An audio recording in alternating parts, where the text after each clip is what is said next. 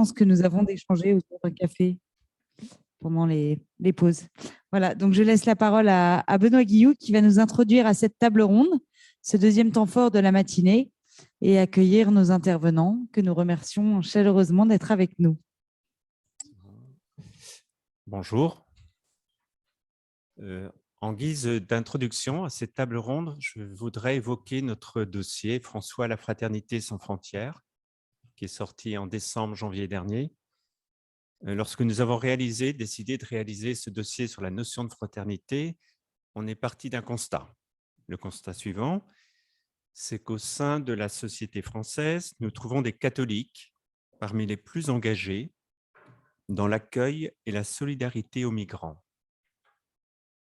Et parallèlement, depuis quelques années, de plus en plus de fidèles s'opposent au pape François sur la question de l'immigration et sa conception de la fraternité développée dans l'encyclique Fratelli Tutti.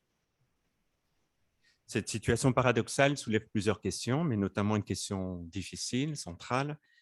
Le message de l'Évangile peut-il être interprété au gré de chacun jusqu'à légitimer des positions radicalement contradictoires? Je pense que ce dossier, d'une certaine façon, alimente un peu le sujet que nous allons aborder à présent. Aujourd'hui, le catholicisme français est un univers extrêmement clivé. Et donc, pour répondre à cette question, pourquoi le vote d'extrême droite perce-t-il chez les catholiques? Nous donnerons la parole à deux intervenants. Donc, à ma droite, Marie Ballas, qui est maîtresse de conférences en sociologie à l'Université de Strasbourg. Ses recherches croisent la sociologie des religions et la sociologie pragmatique, non. En fait, on s'est connus à l'école des études. La sociologie des religions et la sociologie politique. Et ces dernières années, Marie a travaillé sur le processus de politisation de la droite catholique. Ensuite, c'est Monseigneur Brunin qui apportera son témoignage. Donc, vous le connaissez, hein, après avoir été évêque en Corse. Depuis maintenant 10 ans, vous êtes évêque du Havre. Donc, vous connaissez bien le terrain, mais vous connaissez bien aussi le fonctionnement de notre Église, en particulier de la conférence des évêques, parce que vous avez été président du comité épiscopal d'immigration et entre 2010 et 2017, président du Conseil Famille et Société à la conférence des évêques de France. Donc, on va leur donner environ 20 minutes et ensuite, on prendra le temps pour répondre à vos questions et prolonger notre réflexion. Merci.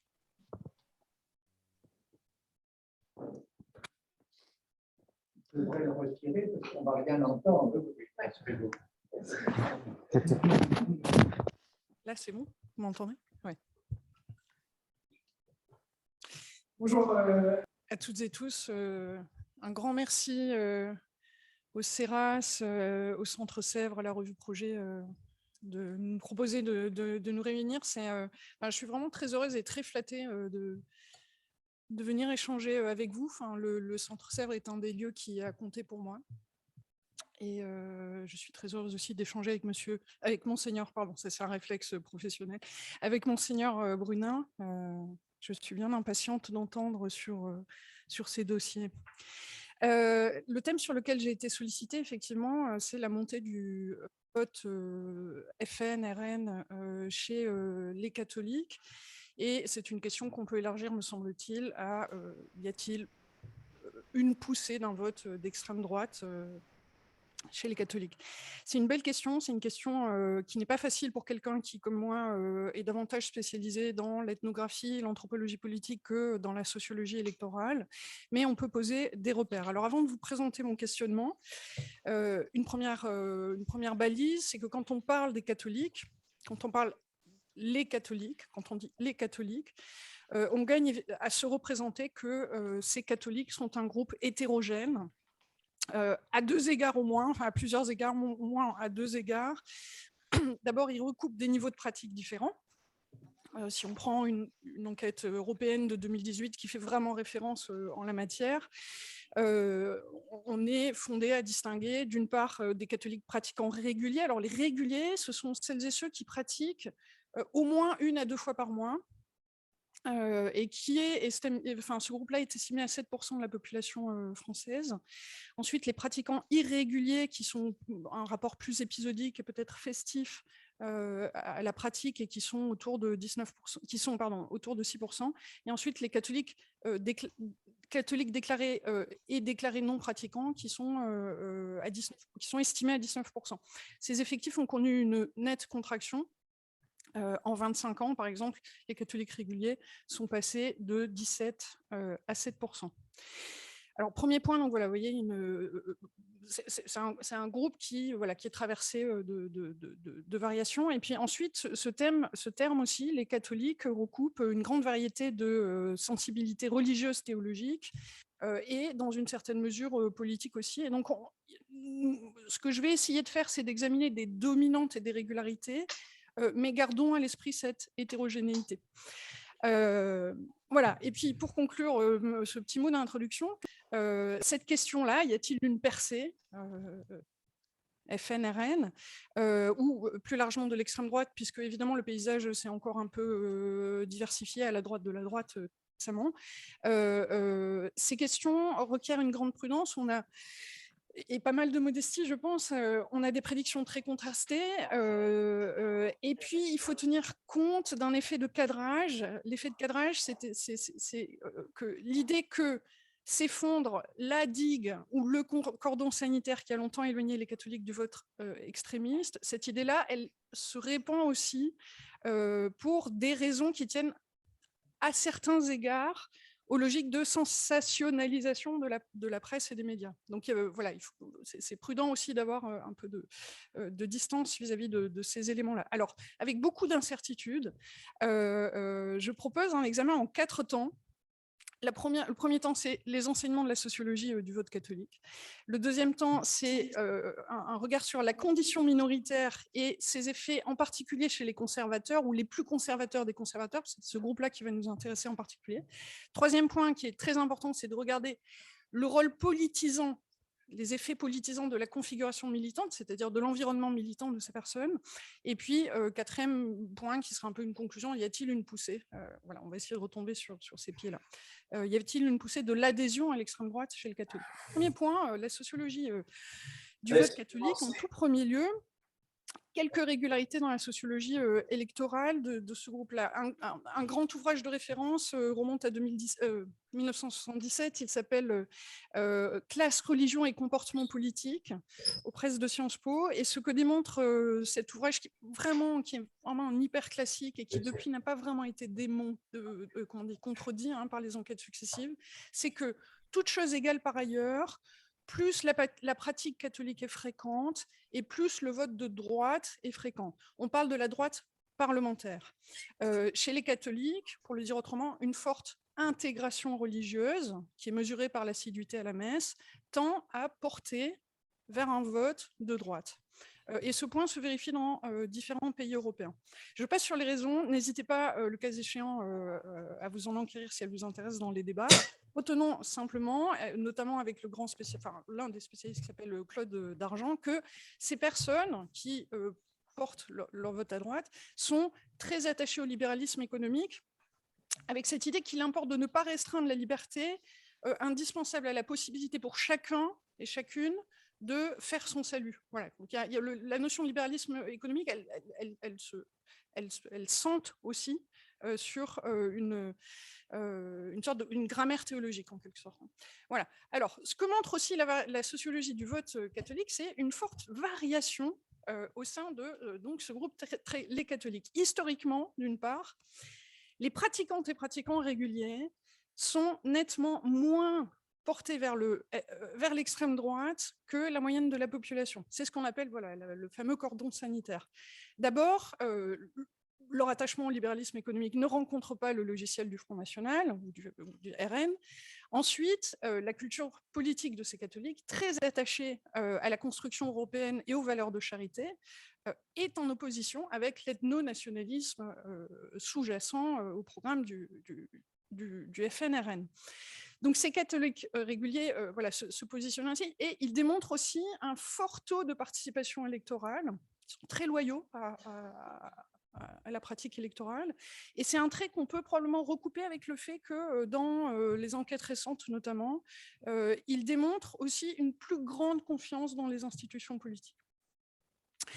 Inversement, les catholiques, je vais un peu vite, hein, n'hésitez pas par la suite à me reprendre. Inversement, les catholiques non pratiquants sont pour leur part plus portés que la moyenne nationale au vote FNRN.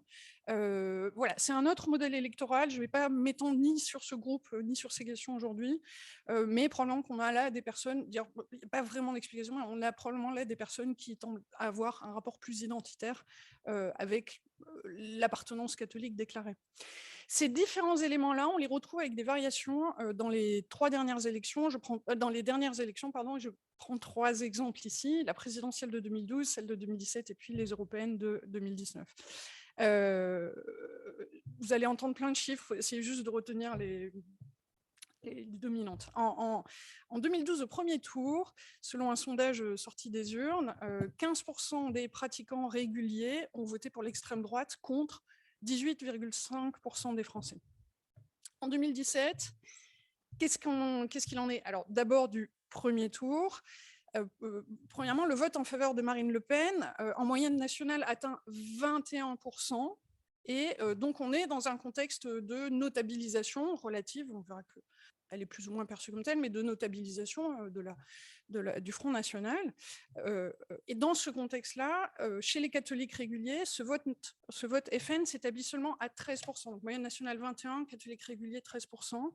Il monte à 21 chez les catholiques occasionnels et il monte à 26% chez les non pratiqués au-dessus donc de la moyenne nationale. C'est absolument conforme à tous les modèles qu'on a eus, à cette corrélation entre intégration religieuse et vote à droite parlementaire avec un effet de cordon sanitaire. On est complètement dans ces logiques-là. Voilà, donc le modèle se maintient. L'intégration au catholicisme éloigne du vote pour Marine Le Pen.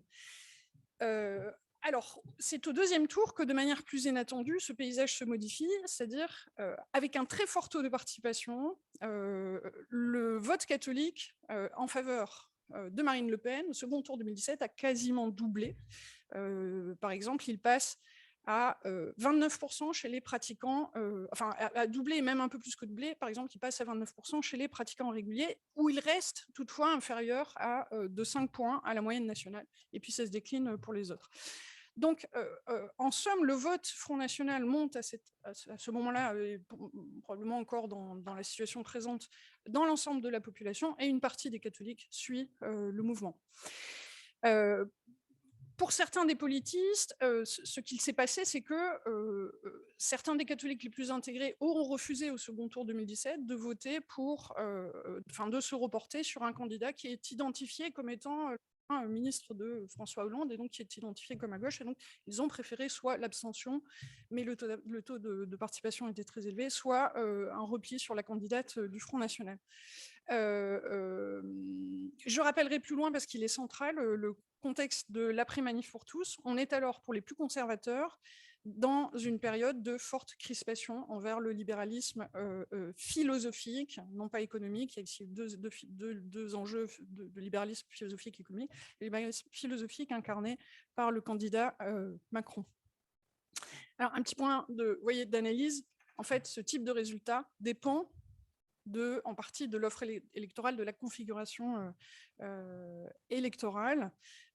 C'est-à-dire pour les électeurs et électrices les plus à droite de la droite parlementaire, eh bien, il y a une incertitude sur ce nouveau candidat Macron, et donc cette incertitude ouvre un espace pour le vote Front National.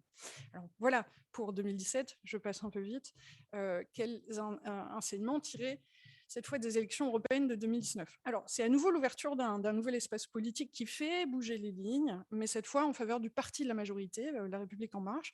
Une surprise des européennes de 2019, c'est la très forte mobilisation des catholiques réguliers en faveur de la liste Renaissance, portée par La République En Marche. Ils et elles sont 37% à avoir voté pour cette liste. Cette mobilisation, elle se produit au détriment du candidat de la droite classique François-Xavier Bellamy, qui est jugé trop conservateur, trop proche de la manif pour tous, pour un électorat qui, en fait, en majorité, ne se reconnaît pas dans cette orientation. Et puis, la liste Rassemblement national en 2019 reste-t-elle elle reste à 15% chez ces mêmes catholiques, contre 23% en moyenne nationale, donc à nouveau très inférieur à la moyenne nationale. Donc pour l'instant, voilà, difficile d'évoquer une percée, puisque si on synthétise, si je synthétise ce que je viens de dire, ce paysage électoral brossé comme ça à grands traits, il semble confirmer 2 points. D'une part, que globalement, les catholiques ont continué à offrir dans les urnes une résistance à l'extrême droite, et que, au-delà de la culture politique de ces personnes, un élément tient aussi à la figure politique incarnée par Marine Le Pen. Pour cet électorat, elle est à la fois pas assez notabilisée, notamment dans son rapport au code de la civilité démocratique, mais aussi elle est trop laxe sur les questions dites sociétales, puisqu'elle affiche un libéralisme assumé, notamment, en particulier un libéralisme assumé dans son rapport au mariage pour tous, etc. D'autre part, le second tour de l'élection montre aussi que certaines de ces résistances qu'on vient d'évoquer, la fameuse digue, peuvent s'éroder. Et nous avons tous et toutes à l'esprit la séduction qui semble opérer pas tout à fait à bas bruit, la candidature d'Éric Zemmour sur une partie des catholiques messalisants. On avait auparavant constaté l'attraction de Marion Maréchal Le Pen sur ce public très conservateur, en vertu de son attachement affiché à la foi catholique, son nationalisme articulé à un discours sur les racines judéo-chrétiennes et son antilibéralisme très ferme en matière de mœurs. Voilà, donc à présent qu'elle manifeste son intérêt pour la candidature d'Éric Zemmour, on semble être en passe, enfin les conditions semblent être en passe d'être réunies pour qu'elles attirent à nouveau des catholiques qui, après tout, ont déjà franchi le pas en 2017. Alors, ce sur quoi je voudrais prêter l'attention, c'est l'idée que définir des actes, enfin comprendre des actes d'adhésion, en fait, implique de prêter attention à un ensemble d'interactions, pas seulement se focaliser sur l'observatoire qu'est l'électorat, mais ça implique de regarder cette interaction entre des citoyennes et des citoyens qui sont en prise avec des attentes et des inquiétudes évolutives, avec des professionnels de la politique qui sont en constante élaboration, apparition, disparition, etc. Et puis, troisième point, avec des configurations militantes qui contribuent à modeler le paysage. Alors, pour comprendre un peu plus cette scène actuelle, cette dramaturgie et ces déplacements, je propose d'évoquer la condition minoritaire et ses effets chez les conservateurs. De manière générale, nombre de catholiques pratiquants et pratiquantes sont frappés d'un ressenti minoritaire qui ne se limite pas à des effets numériques. Ils expérimentent dans différents compartiments de la vie sociale ce que la sociologue Danielle Hervieux-Léger a appelé l'exculturation, pour décrire la manière dont l'Église catholique continue d'exister mais cesse d'être un cadre, de fournir un cadre de référence pour l'ensemble de la société. Les conservateurs, en particulier, sont, pour reprendre encore les mots de l'historien Denis Pelletier, tiraillés entre la conscience de devenir minoritaire et la conviction d'être dépositaire du système de valeurs qui a fait la France. Cet inconfort, il se construit en relation avec, et il est intensifié par le sentiment que s'affirme dans la société un libéralisme philosophique et d'autre part une visibilité, une influence de l'islam. Vous avez peut-être lu une tribune du Monde en date du 19 janvier dernier, signée par Yann Raison du Closiou, politiste, qui révèle que dans les dernières enquêtes sur les valeurs des Européens, les catholiques déclarés ne représentent, je cite, plus que 15% parmi les 18-29 ans et que les musulmans, dit-il, les talonnent à 13%. Il ajoute que l'islam puisse supplanter le catholicisme, certes à une échelle minoritaire, et non comme religion majoritaire, est un cataclysme symbolique, dit-il, dont l'application, dont l'anticipation fonde l'adhésion à l'idée d'un grand remplacement menaçant. Alors, j'ouvre une brève parenthèse. La réalité de cette anticipation, il est légitime de la questionner, ce qui n'est pas toujours fait en la matière. Pourquoi ? Parce qu'en fait, la sécularisation des descendants d'immigrés et des descendants d'immigrés est une tendance également très bien repérée. Je pense notamment à l'enquête Trajectoire et Origine de l'INED, qui montre que l'association musulmans-maghrébins, musulmans égale maghrébins, est de moins en moins vraie, en partie parce que aussi l'islam communautaire et conservateur, c'est l'islam des mosquées, et que ces mosquées ne sont en réalité fréquentées que par 18% des musulmans, 36% n'y vont jamais, et ce chiffre est en plein déploiement, c'est-à-dire la sécularisation fonctionne aussi dans ces strates de population. Voilà. Pour le dire autrement, s'il y a un horizon de remplacement en matière religieuse dans la société française, c'est peut-être celui d'un régime dévotionnel par une forme de détachement religieux qui laisse aussi, c'est mon point de vue, enfin, peut-être le jeu ouvert pour réinventer des manières de faire église dans le temps présent, mais c'est moins peut-être la sociologue qui parle ici que l'héritière d'un catholicisme d'engagement. Alors, ce sentiment de minoritaire, il est aussi structuré par un dispositif idéologique très construit, très peu le temps pour évoquer ce point, mais qui me paraît mériter quand même un point d'explication. C'est le troisième point, la configuration militante qui politise ces perceptions. Il faut remonter à la séquence de la Manif pour tous, et puis voilà, ces différentes mobilisations ultérieures. La Manif pour tous a constitué un espace très puissant de structuration du militantisme conservateur. Elle a socialisé au militantisme des strates, enfin des grappes, en fait, tout un ensemble de personnes qui étaient néophytes en la matière. Elle a constitué des réseaux très efficaces de militantes et militants qui ont transféré dans la pratique protestataire des compétences acquises dans la sphère professionnelle, en particulier dans les métiers de la communication et de la publicité, donc très utile pour mettre en public une cause. Un autre trait observé sur le terrain, c'est aussi que la Manif pour tous s'est politisée bien au-delà de la dynamique initiale, qui est celle des offensives anti-genre qui sont diffusées de manière coordonnée en Europe. En France, et ce qu'on a vu en situation, c'est comment la mobilisation faisait émerger une pluralité de causes politiques qui étaient étrangères au Manif pour tous, par exemple l'antifiscalisme, la défense de l'école libre, la défense de l'identité chrétienne, anti-islam, etc. Avec d'autres collègues, nos enquêtes montrent aussi comment, sur ce socle, la Manif pour tous, l'ensemble de la mouvance, plus exactement, qui est une mouvance elle aussi assez hétérogène, mais a installé un dispositif idéologique de reconquête culturelle.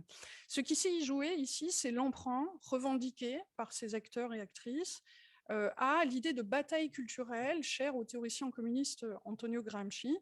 La bataille ou le combat culturel, c'est l'idée que la conquête politique ne doit pas se jouer exclusivement au plan des institutions électorales, mais doit aussi conquérir par des actions métapolitiques, c'est le terme de Gramsci, doit conquérir les idées, la culture, les esprits. Cette découverte, elle vient de la nouvelle droite d'Alain de Benoist et elle a circulé sur nos acteurs, je n'ai pas le temps de détailler comment. Mais on a ici dans la mouvance, vous voyez, la plus conservatrice, cette stratégie de réarmement moral et dont les membres sont extrêmement convaincus. Ces mêmes personnes ont travaillé, ces mêmes militants au plan des appareils partisans ont travaillé depuis les années ce qu'ils appellent et ce qu'elles appellent, il y a beaucoup de femmes, hein, donc j'insiste sur le « elles » parce que c'est aussi des lieux de politisation paradoxale des femmes, ont constitué une union des droites, c'est-à-dire sont très actifs pour une recomposition à la droite de la droite. Ces fruits de la bataille culturelle, on en a maints exemples, je pourrais peut-être détailler dans le débat, mais par exemple, vous avez entendu parler de l'Institut fondé par Marion Maréchal Le Pen de formation aux sciences politiques. Il y a des modules d'enseignement dédiés à la formation à la bataille culturelle, par exemple. Il y a tout un ensemble d'institutions, on peut citer la Revue Limite, qui est une revue de combat culturel, on peut citer aussi dans un univers une échelle plus macro et plus instituée, on peut citer la stratégie multiscalaire, par exemple, d'un Vincent Bolloré. Alors, ces offensives métapolitiques, pour reprendre... Ouais.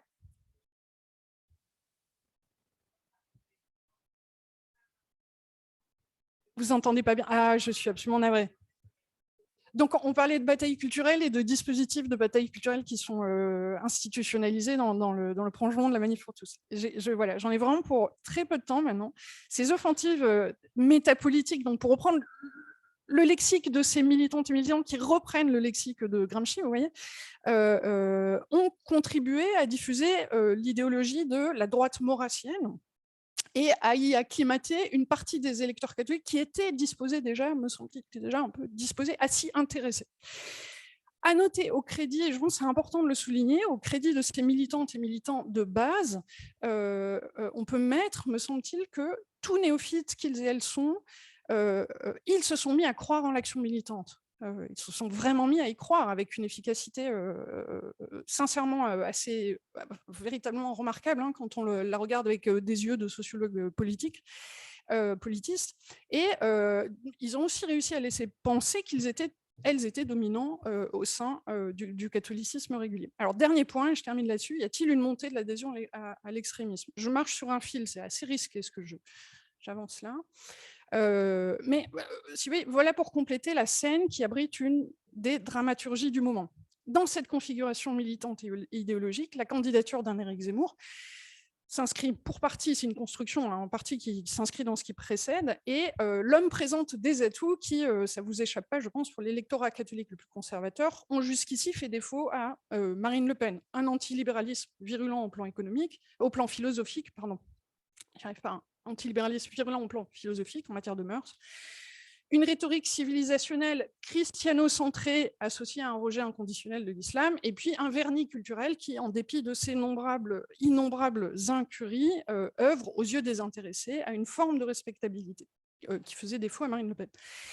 Donc, revenons à la question de départ. Doit-on s'attendre à un basculement de l'adhésion à l'extrême droite chez les catholiques, en particulier les catholiques réguliers? C'est une thèse qu'on peut lire ici ou là. Par exemple, dans la tribune du 19 janvier, c'est un petit peu une thèse qui est prégnante. Elle implique, me semble-t-il, que ce public soit fortement disposé à la bascule. Il n'est pas du tout exclu que ce soit une tendance à venir à la faveur du renouvellement des générations propre à ce groupe social. Mais elle ne me paraît pas représentative de la cartographie actuelle des catholiques pratiquants ou réguliers. Au contraire, la crise des abus sexuels a rendu leur visibilité à la majorité jusque-là plutôt silencieuse des catholiques pratiquants modérés. Je pense notamment aux travaux de Céline Béraud qui ont montré ce point.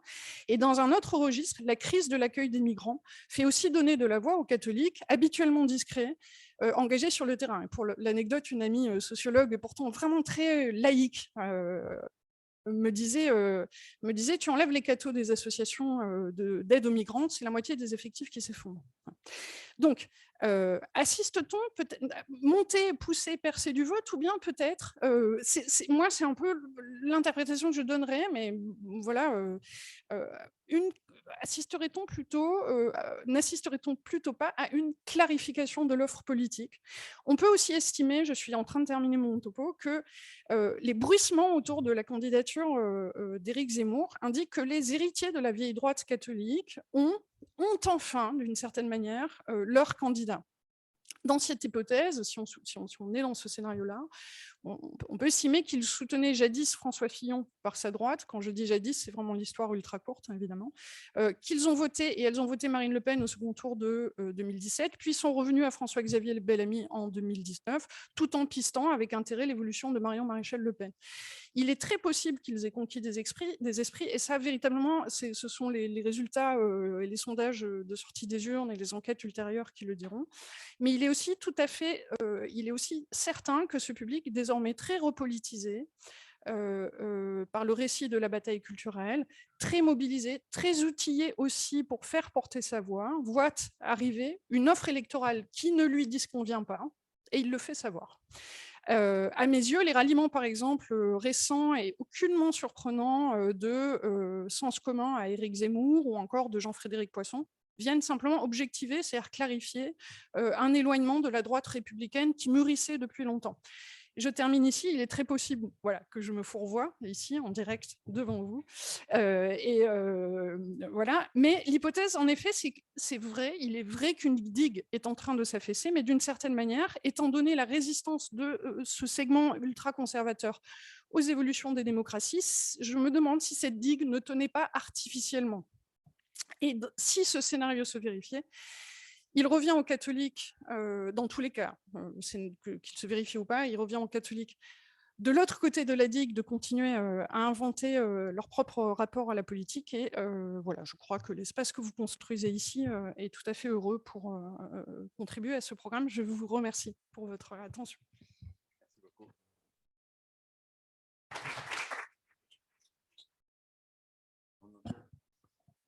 Bon, on ne prend pas de questions, on va tout de suite.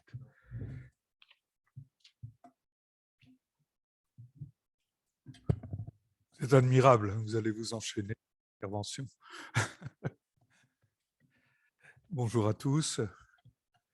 Le point de vue que j'adopte, c'est celui d'un pasteur de l'Église catholique qui essaye de comprendre avec des outils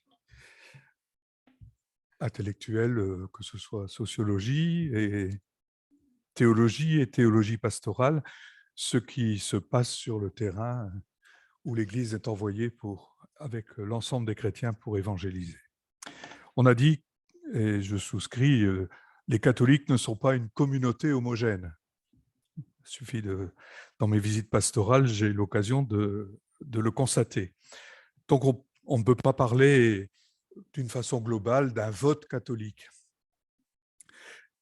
Mais bien sûr, on augmente, et c'était indiqué, on signale une augmentation du vote des catholiques en faveur des positions d'extrême droite, liées d'une part à la conscience que les repères dans le domaine de la bioéthique sont bouleversés, ce libéralisme dans des mœurs, et aussi les enjeux migratoires qui cristallisent des positions de peur, de repli, parce que ça peut remettre en cause l'identité et la sécurité.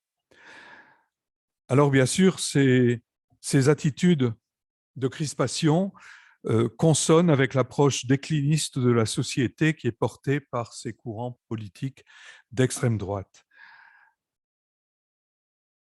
Ce qui est rassurant, c'est que ça n'est pas uniquement le propre des catholiques, mais c'est une tendance beaucoup plus générale. C'est rassurant, l'Église est dans la société. Et donc, les courants qui traversent la société traversent aussi les communautés chrétiennes. J'évoquerai 3 choses, mais je m'arrêterai quand on me dira d'arrêter. C'est d'abord situer la question dans la société aujourd'hui. Pourquoi cette crispation et quelle forme elle prend, notamment dans la gestion du vivre ensemble. Puis, souligner le hiatus entre les positions de ces courants politiques et la posture induite par la foi au Christ dans une vie qui est déterminée par l'Évangile. Et enfin, je m'interrogerai sur la façon dont l'Église doit pouvoir se situer à l'égard de ses membres qui sont séduits par les discours de l'extrême droite. Où se situe la question d'abord ?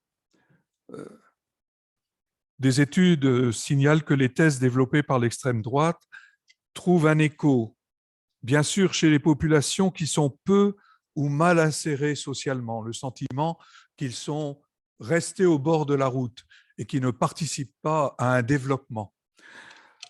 Mais aussi, ça trouve un écho chez des personnes plus intégrées, qui éprouvent un sentiment de déclassement et d'étrangeté au sein de leur société, qui ne leur paraît plus en phase avec les repères culturels et moraux qu'ils se sont donnés pour agir et pour entrer en relation les uns avec les autres au sein de leur environnement. Les crises sociales actuelles sont déstabilisantes et anxiogènes.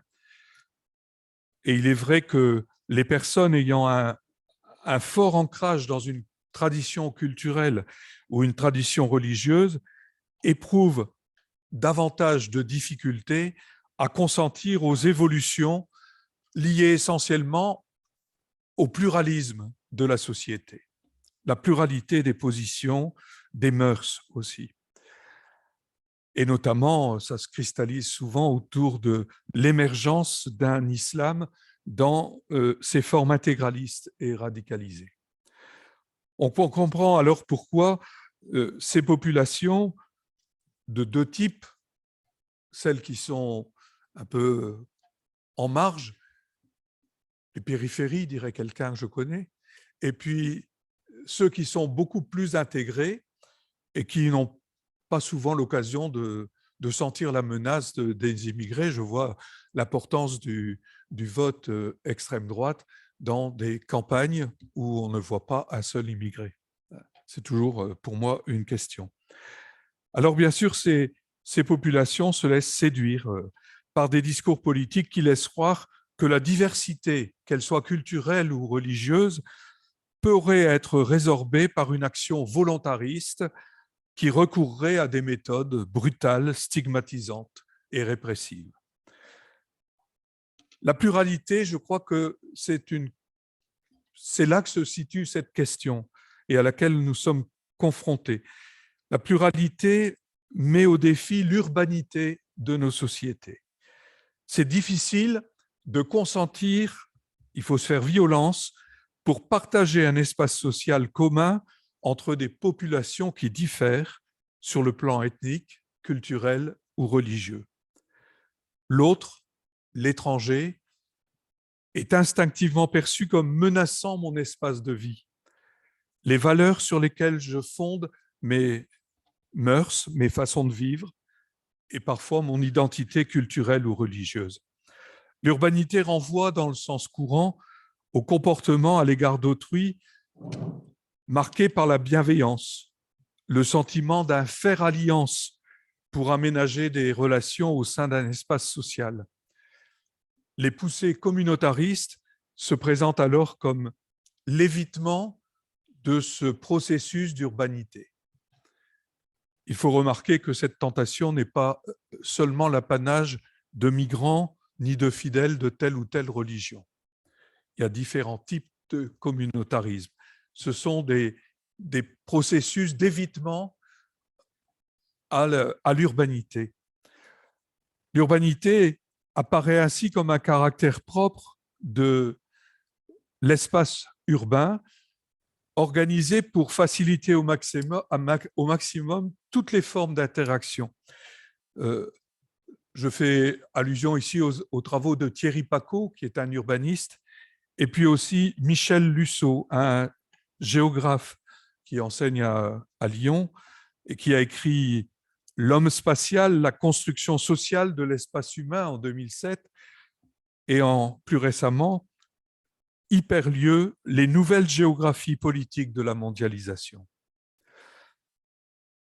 Il insiste il montre comment à la fois un imaginaire mondialisé par les réseaux sociaux, les médias, mais une revalorisation du local. Mais on retourne vers le local avec un imaginaire mondialisé.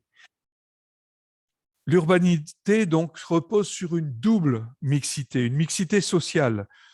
Il y a dans l'espace urbain toutes les strates de la société.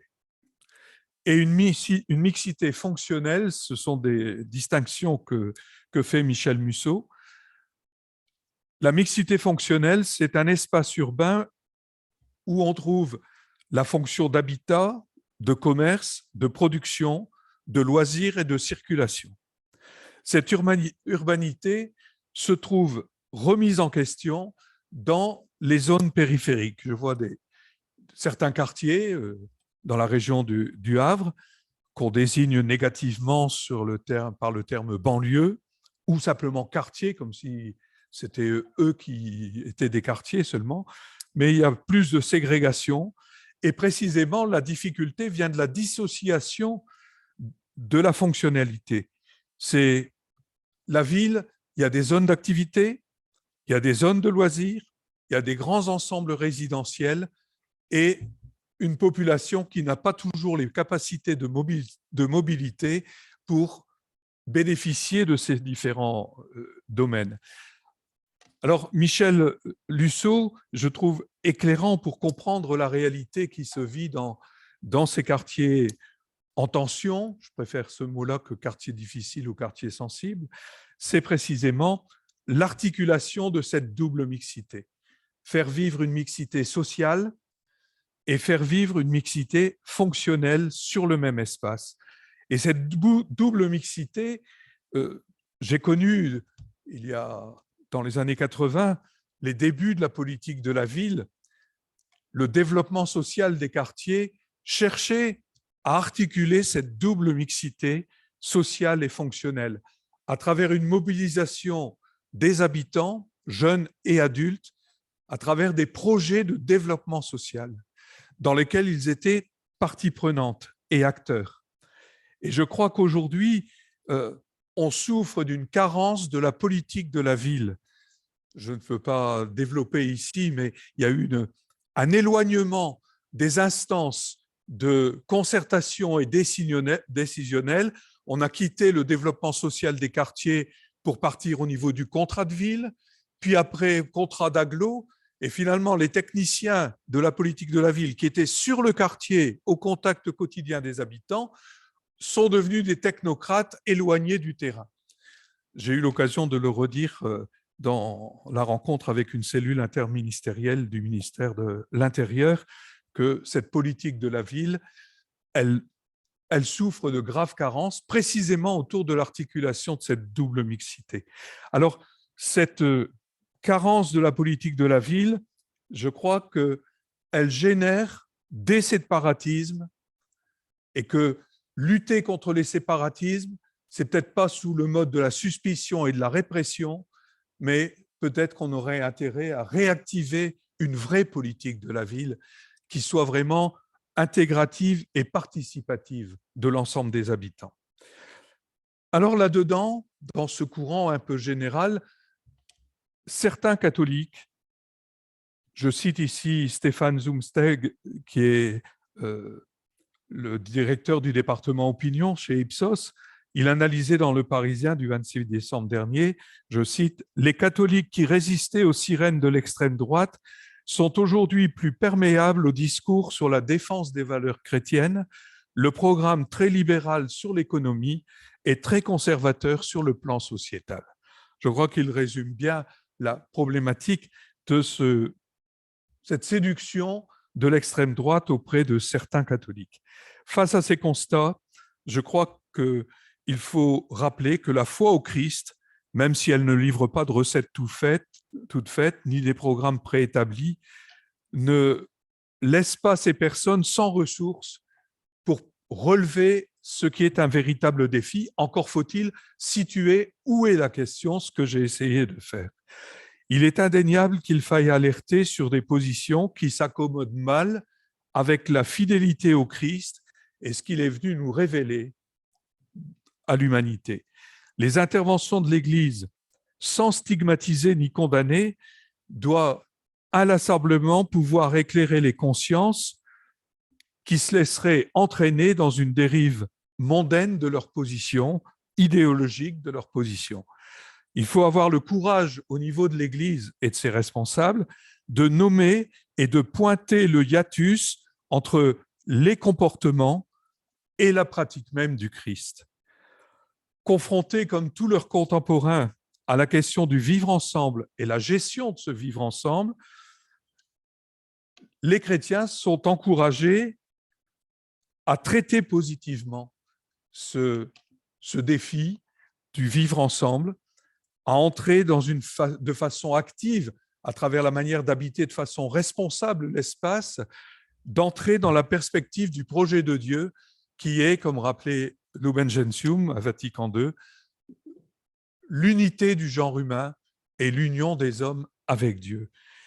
Il nous faut entrer dans cette perspective et le rappeler sans cesse. Donc l'Église, comme réalité sociale, ne doit jamais perdre de vue qu'elle existe comme appelée à porter une parole qui appelle à la miséricorde, qui appelle à la rencontre et au dialogue, comme le pape François le répète souvent. Les chrétiens ne peuvent pas s'enfermer dans leur quant à soi. Et l'Église ne peut pas se contenter de déclarations à l'eau tiède devant certaines dérives aujourd'hui. Le pape François rappelait déjà dans son premier texte que, je le cite, c'était dans Evangelii Gaudium, « Il s'agit d'aimer Dieu qui règne dans le monde, Dans la mesure où il réussira à régner parmi nous, la vie sociale sera un espace de fraternité, de justice, de paix, de dignité pour tous. Nous ne pouvons éviter d'être concrets pour que les grands principes sociaux ne restent pas de simples indications générales qui n'interpellent personne. Il faut en tirer les conséquences pratiques afin qu'ils puissent aussi avoir une incidence efficace sur les situations contemporaines complexes. L'invitation à faire entendre la voix de l'Évangile dans les situations complexes que nous évoquons ce matin est claire.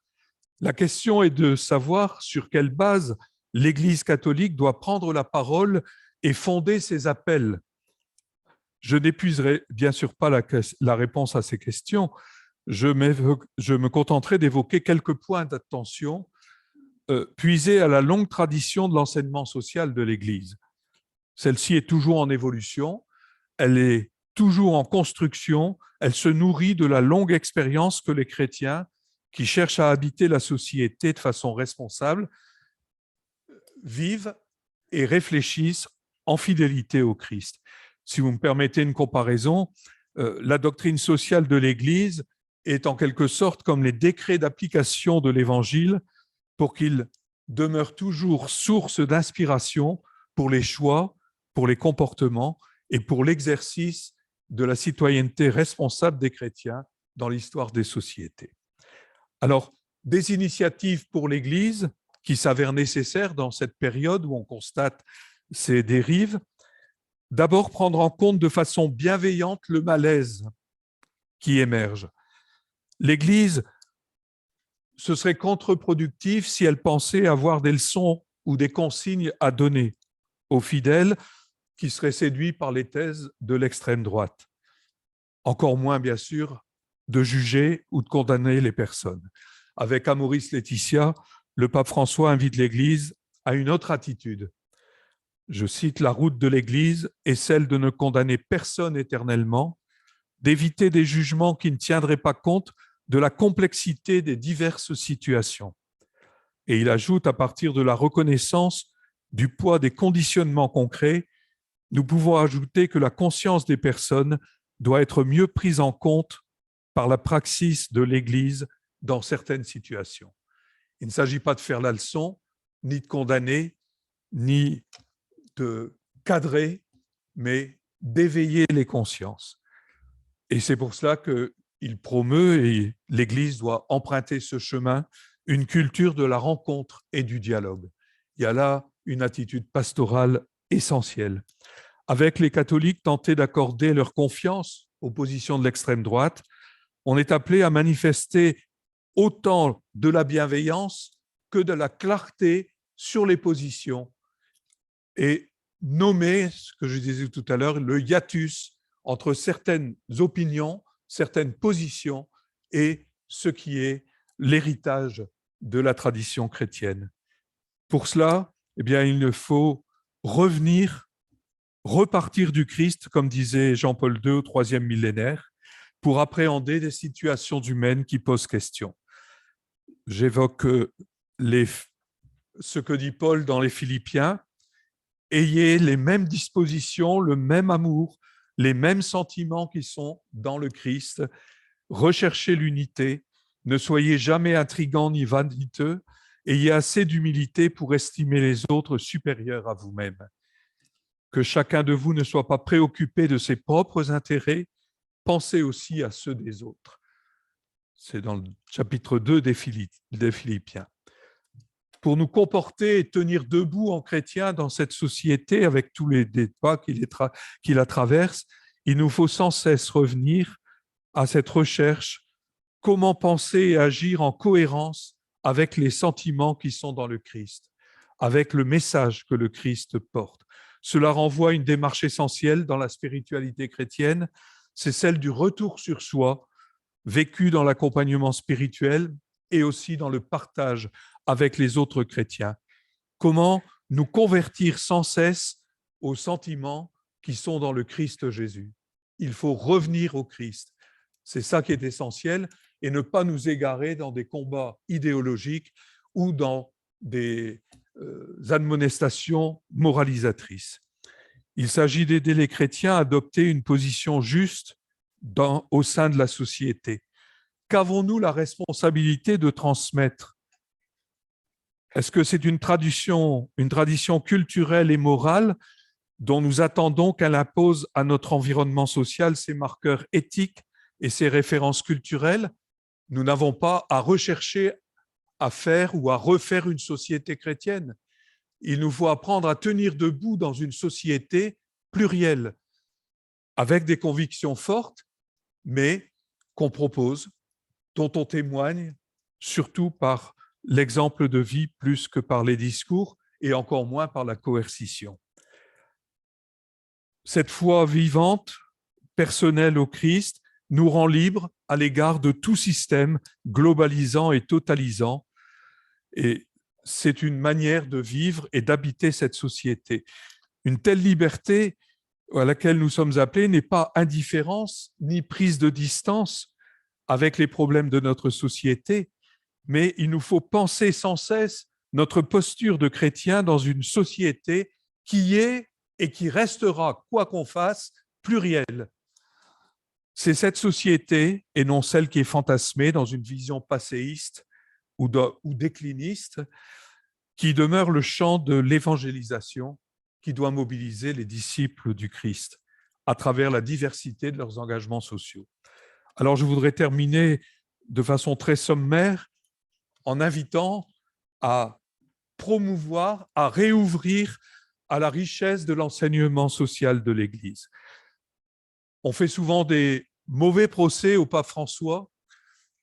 On l'accuse de rupture de tradition dans son enseignement magistériel, alors que c'était l'objet du livre que j'ai publié il y a quelques années, Habiter notre maison commune, montrer le continuum dans l'enseignement magistériel de tous les papes depuis le Concile Vatican II. Il y a certainement 4 domaines, je mets à part le domaine de la bioéthique, mais je crois qu'il y a 4 questions qui sont au cœur de notre débat, et j'arrêterai par cette énumération. Il est important de distinguer le sentiment national légitime du nationalisme, et là, la doctrine sociale de l'Église nous éclaire. Il est important d'encourager sur la recherche du bien commun, là aussi, l'enseignement social de l'Église nous éclaire. Sur la question des migrants, accueillir, je mets entre guillemets, prudemment les migrants et les réfugiés, parce qu'on entend souvent, mais les positions du pape sont irréalistes, utopiques. C'est pas, alors que je fais référence, je pourrais le faire, à des discours précis où il invite les gouvernants à accueillir, mais dans la prudence. Encore faut-il que la prudence ne soit pas une suspicion à l'égard des migrants. Et enfin, devant une forte personnalisation dans le débat politique, valoriser l'importance des partis politiques pour vivre une authentique démocratie. Et je crois que sur ces points-là, il nous faut pouvoir avancer dans une attitude pastorale et évangélique, dans un dialogue, un débat avec ceux qui seraient séduits par les thèses de l'extrême droite.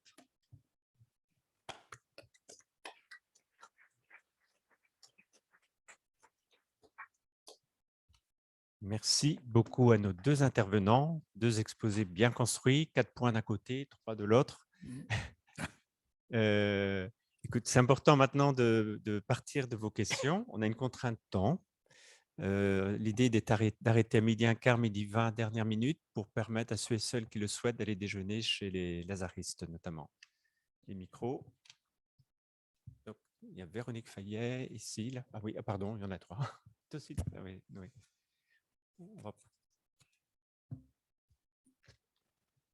Je suis très, très content d'avoir entendu l'exposé de Jean-Luc Brunin, parce que je pense que vous avez mis le doigt sur la vraie cause de la société éclatée. C'est la politique de la ville. Enfin, ça n'est pas justement la politique de la ville. Je ne pense pas que ce soit une carence de la politique de la ville qui ne permet pas de dépasser le problème. parce que le problème se situe tout à fait en amont.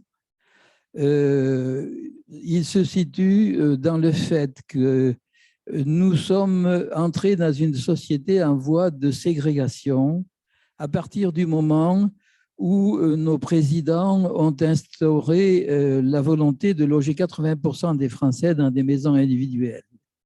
Cela nous a introduit dans la loi du marché. Dans les centres d'agglomération, il n'y a plus que des riches et quelques îlots d'extrême pauvreté. À 30 km de Paris, je vous en parle d'expérience parce que j'étais urbaniste toute ma carrière dans ce secteur-là. Les centres-villes sont des îlots, des ghettos de pauvres entourés de ghettos de riches. Parce que les pauvres qui veulent avoir une maison individuelle doivent aller habiter à 100 km et plus de leur travail. Merci. Si vous voulez poser Voilà. votre question, vous avez une question éventuellement? Non, la question, c'est c'est un positionnement. C'est bien vrai que la société restera plurielle, mais pour dépasser ça, il faut vraiment aller plus loin qu'une bonne politique de la ville. Il faut changer de politique de logement. Merci. Véronique, Noé. Oui, rapidement, merci pour ces exposés. Donc, effectivement, je partage l'avis de Monseigneur Brunin aussi sur cette désincarnation de la politique de la ville. Voilà, je ne ferai pas de commentaires. Et puis, merci d'avoir aussi rappelé que la seule solution pour sortir de l'impasse, c'était de repartir du Christ. Et je crois que c'est très, très important et ça nous invite à l'humilité. Alors, j'avais deux questions. Une qui concerne les chiffres, parce que j'ai mal entendu les premiers chiffres, donc entre les pratiquants réguliers, irréguliers, non pratiquants. Voilà, je suis resté à 7% de réguliers, après, je n'ai plus entendu. Et donc, le tout, on parle bien de pourcentage de la population française. Et donc, le tout fait, je ne sais pas, 40% de Français qui se disent catholiques. Donc, je voudrais une précision là-dessus. Et puis, une question sur le lien que vous avez développé, que je ressens très fortement entre Manif pour tous et Génération Zemmour, parce que Génération Zemmour, il y a beaucoup de jeunes là, qui ont une quarantaine d'années, qui avaient 30 ans au moment de la Manif pour tous. Est-ce qu'il n'y a pas eu quand même une vraie cassure à ce moment-là? Parce que ces jeunes, moi, j'en ai pas mal dans mon entourage, ils sont engagés avec beaucoup de générosité, un certain idéal, de l'enthousiasme. Enfin, tout ça, c'était comme très bon enfant au début. Et ils ont été quand même massacrés par une espèce de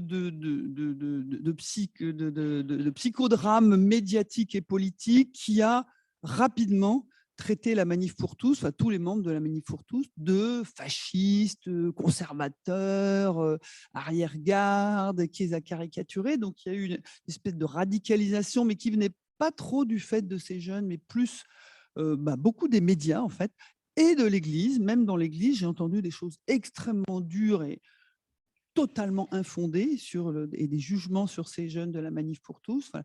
Et puis des grosses déceptions, hein, une pétition de 1,5 million de personnes qui est portée au Conseil économique et social environnemental, qui devait faire bouger le débat politique au plus haut niveau et sur lequel le gouvernement s'assoit honteusement. Voilà. Est-ce que tous ces facteurs de mépris et de stigmatisation au moment de la manif n'ont pas conduit aujourd'hui à la radicalisation que l'on constate et à des jeunes qui sont jusqu'au boutiste, malheureusement?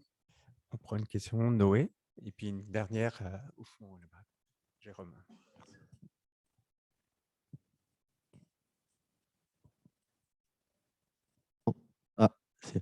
Merci beaucoup pour ces deux exposés. J'ai deux questions, mais qui se rejoignent en fait. La première, c'est les catégories que vous avez utilisées. Donc, c'est des catégories en fait qui se basent sur une pratique un peu, on pourrait dire, en quantité.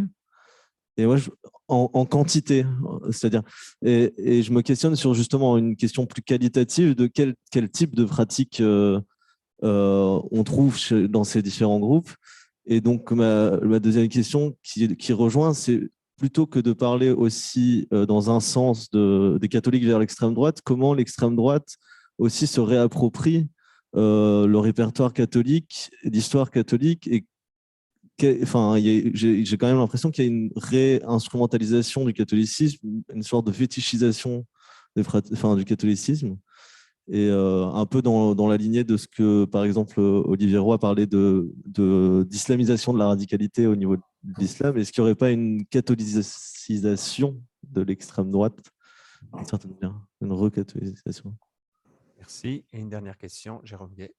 Oui, ma question, c'est comment lutter contre un phénomène de polarisation dans le champ politique.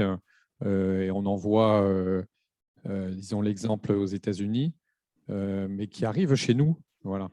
Et cette polarisation fondée sur les passions plus que la raison, donc comment traiter ça?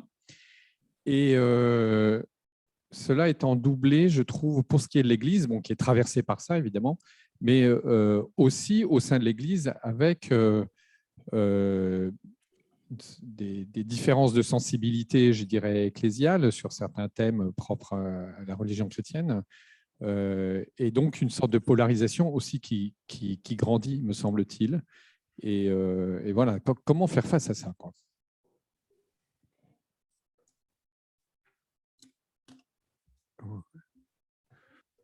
Oui, oui. Merci. Merci beaucoup pour toutes ces questions. Alors, pour ce qui... Oui, c'est vrai, le micro, pardon. Pour ce qui concerne de la pratique, donc on a... pardon, juste une seconde. Voilà, dans l'enquête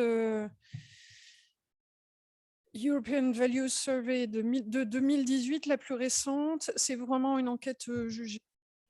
C'est une enquête européenne. La pratique régulière est estimée à 7%, irrégulière à 6%, non pratiquant 19%, donc ça fait un total de 32%.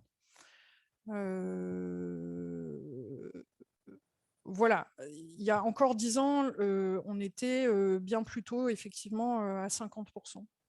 Non, attendez, non, il y a 20 ans, on était à 50%, tout confondu. Voilà sur ce point-là. Sur ce qui concerne la... Oui, je pense que c'est un point important, vous avez raison de le souligner, l'enthousiasme de ces jeunes gens qui ont découvert, en fait, l'activité politique. Moi, il me disait, vous vous rendez compte, on arrive du scoutisme, on a fait le grand jeu au fond des bois, et puis maintenant, ça nous arrive pour de vrai, c'est-à-dire on transfère cette exaltation un peu du jeu au fond de la forêt dans la place publique. C'était une vraie découverte. Et moi, c'est quelque chose qui me les a rendus extrêmement sympathiques, en fait, et qui a permis que le terrain se passe dans de bonnes conditions, alors même que je tenais à marquer une forme de... Enfin, j'ai une forme de distance vis-à-vis de ce public-là, que je connais bien par ailleurs, pour des raisons biographiques, mais voilà, je tenais pas du tout à... Mais ça, enfin, voilà, à être spécialement en empathie avec eux, parce que c'est pas l'objet des sciences sociales. Mais là, il y avait vraiment une porte d'entrée de sympathie, enfin, de possibilités de discussion, de sympathie, qui était cet enthousiasme qui leur a fait innover énormément. Enfin, moi, je suis sincèrement assez admirative de l'imagination militante qu'ont déployé ces jeunes gens. Et il est vrai qu'ils ont reçu un traitement médiatique qui, a, par exemple, totalement passé sous silence ce plaisir initiatique dont les démocraties ont besoin. En fait, les démocraties, elles ont besoin de jeunes gens qui se passionnent pour la vie politique, où que soient les... Voilà. Donc, je crois qu'il y a effectivement un point là qui est intéressant de souligner. On peut aussi relever, cela dit, qu'une partie d'entre elles et d'entre eux, notamment celles et ceux qui ont vraiment forgé les répertoires d'action et qui les ont installés dans la durée, avaient un passé politique bien arrimé. Alors, pas une politisation de prise de pouvoir, enfin, pas de prise de pouvoir, de protestation dans la rue. Ça, ils ont aussi appris. Mais beaucoup d'entre eux sont passés par les partis ou les groupuscules souverainistes proches du Rassemblement du Front National ou par l'Action française, beaucoup de gens aussi. Voilà, donc ces jeunes gens, ils ont aussi été dans certains des collectifs qui se sont constitués et qui ont été très actifs autour de la Manif pour tous. Ils ont aussi été, comment dire,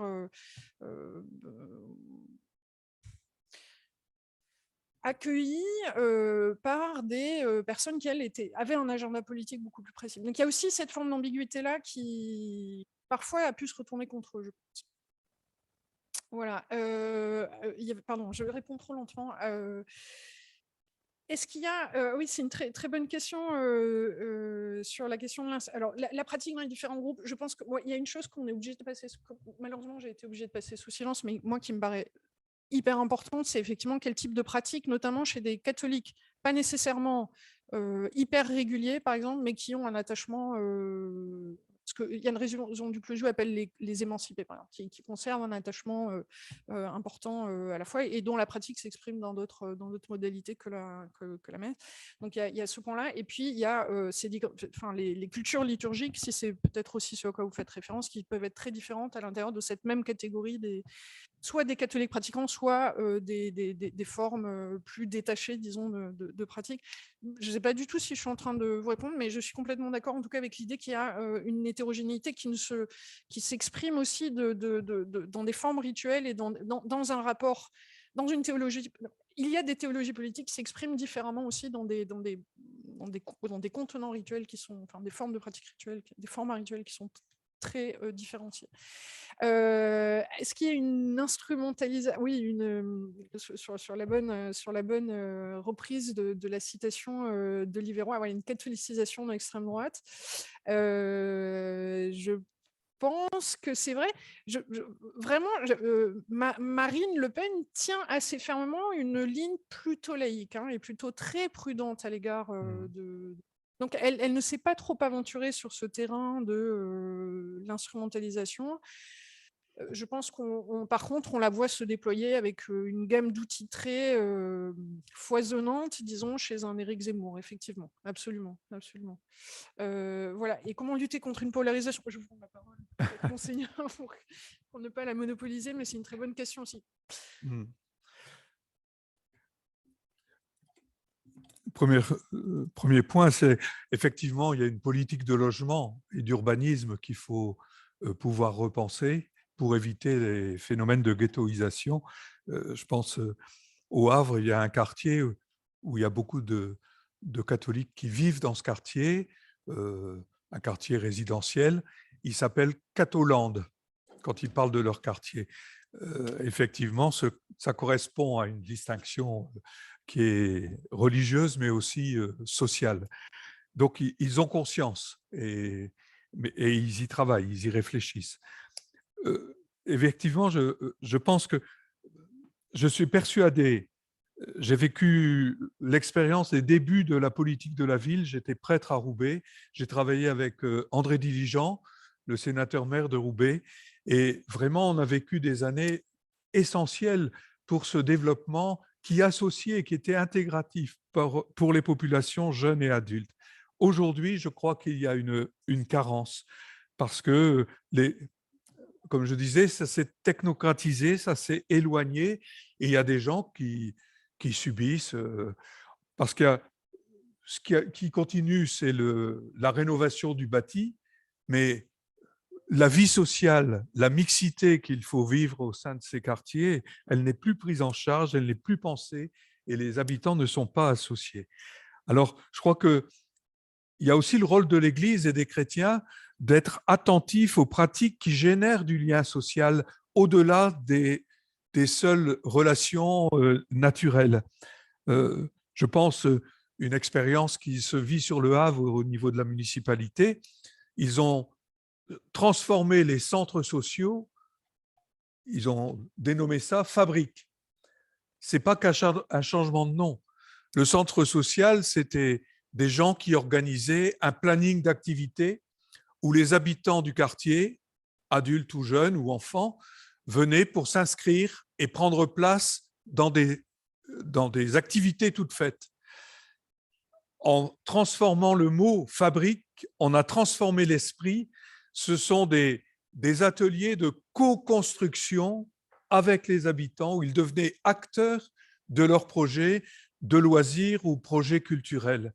Et ça, je pense que ce changement, d'arriver de dire à Édouard Philippe, que je rencontre assez souvent, vous retrouvez là une des intuitions de la politique de la ville. qu'on a perdu. Et au niveau de l'Église, sans vouloir copier, c'est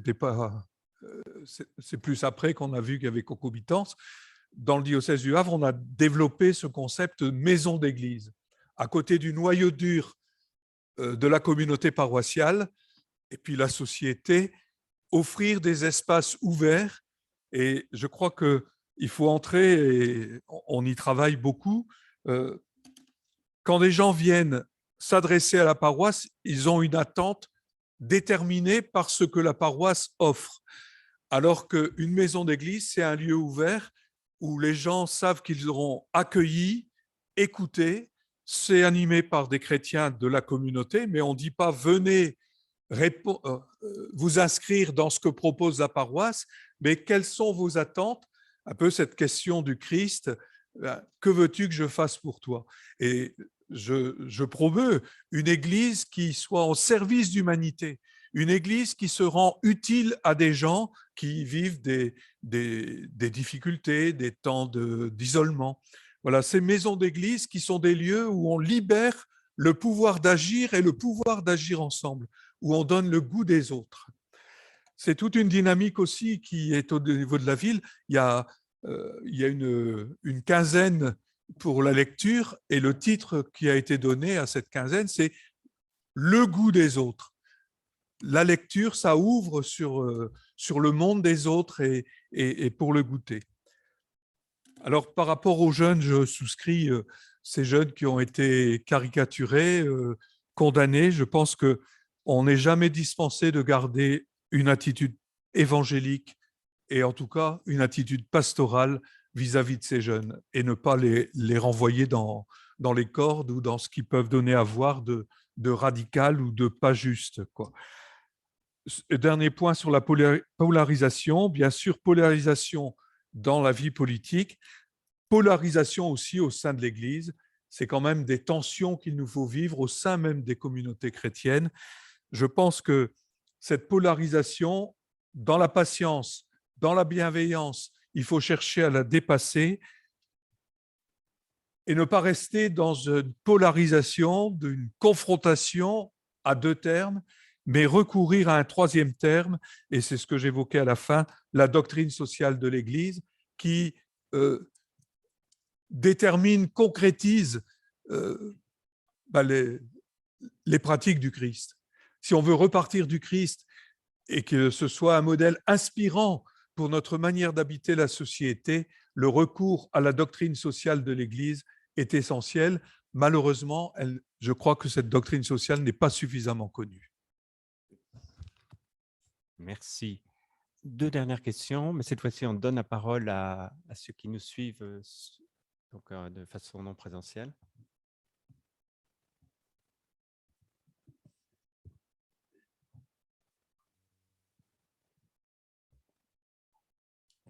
Oui, merci. Donc, il y a 3 questions par les personnes qui suivent la conférence à distance. Je vous les pose telles quelles. Elles ne sont pas adressées, donc après, libre à vous de vous en saisir. La première, donc je lis. Les chrétiens qui scrutent les programmes politiques par une grille des valeurs évangéliques ne peuvent choisir aucun candidat. D'un côté, refus de l'étranger, de l'autre, refus du respect de la vie. Ne serait-ce pas à force des déceptions au fil des mandats que les catholiques se tournent peu à peu vers l'extrême droite? Entre parenthèses, rejet des partis en place, point d'interrogation. Deuxième témoignage question. Merci pour ces 2 interventions différentes mais complémentaires qui rejoignent ce que je vis et pense comme militant associatif dans un quartier populaire d'Évreux, de membres de l'Action catholique ouvrière et délégué diocésain pour la mission en monde ouvrière et en milieu populaire. Les catholiques ne sont pas homogènes. Comment mettre plus en valeur et en évidence tous ces catholiques pas forcément pratiquants réguliers au sens sociologique, mais mettant en pratique l'Évangile, cherchant une cohérence entre leur vie et le message du Christ? Et dernière question, le positionnement de la conférence épiscopale dans son rejet de l'extrême droite paraît moins net, moins explicite cette année que lors des précédentes élections présidentielles et législatives. Pourquoi?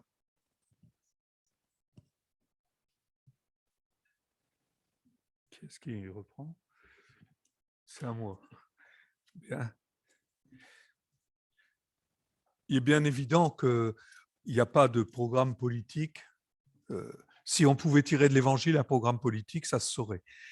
Alors la question, et ce qui a un petit peu rendu difficile les débats au sein de l'Église dans le rapport aux politiques, ça a été une mauvaise compréhension de ce qu'on a appelé les points non négociables.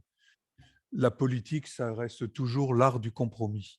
C'est-à-dire qu'il n'y aura pas, on appelle ça aussi en théologie, la réserve eschatologique, c'est-à-dire qu'il y a toujours une marge de manœuvre entre l'utopie du royaume de Dieu, annoncée par le Christ, et puis la mise en œuvre d'un programme politique. Donc, on n'est jamais dispensé d'un discernement et pas vouloir coller absolument. Donc, il y a ça a créé des tensions au sein de l'Église autour de ces points non négociables. Ensuite, évidemment, je crois que c'est important que les chrétiens qui sont sur le terrain social, qui agissent, c'est ce qui a été dit tout à l'heure par Marie, qui agissent auprès des migrants, qui agissent pour créer du lien social à travers leurs engagements, pour plus de justice, pour plus de fraternité, puissent témoigner. C'est important qu'ils osent témoigner et qu'ils prennent la parole. Et puis la dernière question, elle m'a échappé. La position de la conférence des évêques, l'évolution voilà. dans le temps. À l'époque Oui, de Monseigneur... c'est un acte manqué.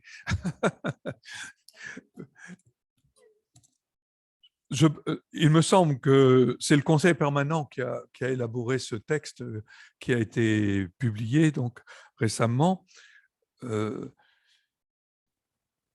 C'est quand même une question qui reste difficile et des évêques qui sont chargés de servir la communion ne peuvent pas avancer. Alors je disais, il faut à la fois de la bienveillance, mais il faut aussi nommer le hiatus entre certains comportements, certaines attitudes, certaines positions et l'idéal qui nous est offert par l'Évangile. Alors je crois qu'ils le disent, mais peut-être pas aussi clairement que certains le voudraient, mais là encore, je crois que ce serait contre-productif de s'engluer dans des combats idéologiques, dans un choc frontal d'idée à idée, peut-être une invitation à se tourner ensemble vers ce troisième terme qu'est l'Évangile, monnayé par la doctrine sociale de l'Église.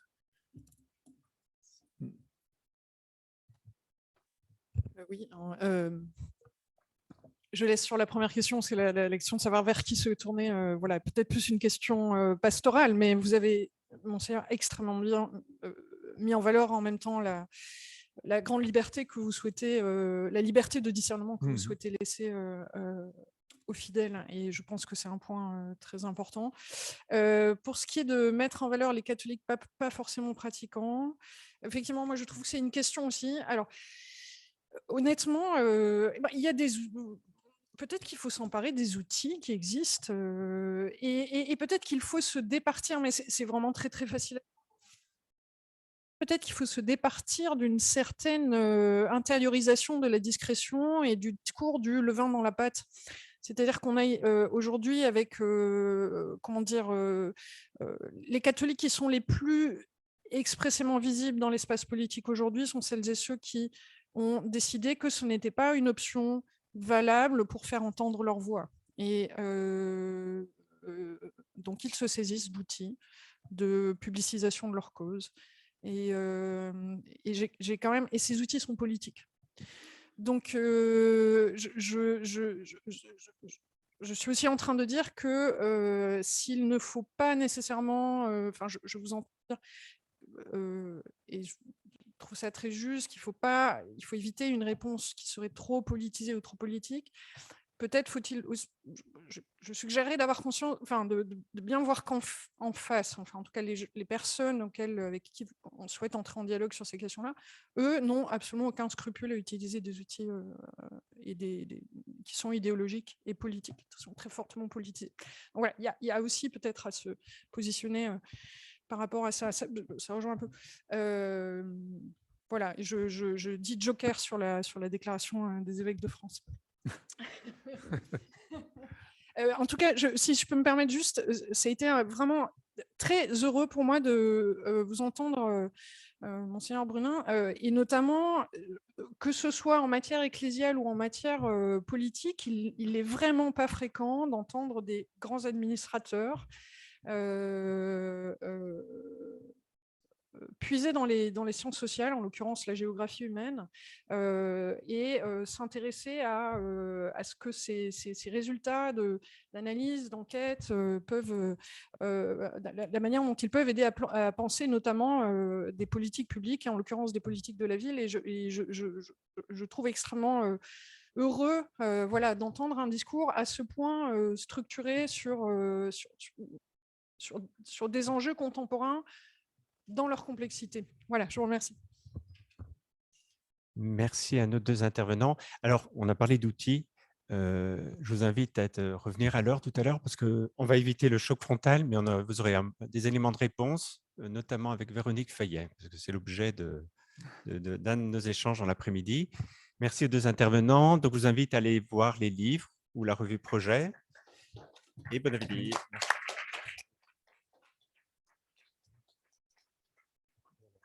Merci. Un grand merci à vous trois. Donc là, c'est le moment du déjeuner. Petite précision pour le déjeuner. Il y a une proposition de déjeuner chez les Lazaristes pour celles et ceux qui se sont inscrits préalablement. Le lieu du déjeuner, quand vous continuez sur le trottoir là, de la rue de Sèvres, c'est à 500 mètres à peu près sur la gauche.